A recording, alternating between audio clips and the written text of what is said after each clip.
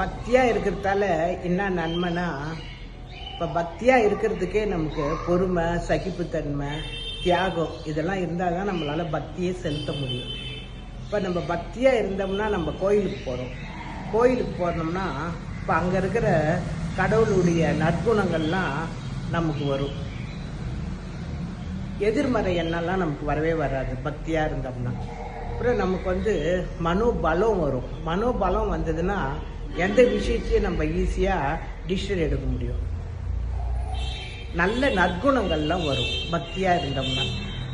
அதனால நம்ம மனசை தேவையில்லாத விஷயத்தெல்லாம் செலுத்தாமல் நம்ம எல்லோரும் அவங்கவுங்களுக்கு ஒரு 20 நிமிஷம் டைம் ஒதுக்கி லலிதா சஹஸ்ரநாமம், விஷ்ணு சஹஸ்ரநாமம், கந்த சஷ்டி கவசம் ஏதாவது ஒன்று நீங்கள் பகவான் நாமத்தை நீங்கள் தனிமையில் சொல்லி பாருங்களேன். மைண்டு ஃப்ரீயாக இருக்கும். உடம்புல அந்த டயர்டு இல்லாமல் உற்சாகமாக இருக்கும். வயசு ஆக ஆக இந்த பிரபஞ்ச இன்பெல்லாம் நமக்கு திகட்டிடும்.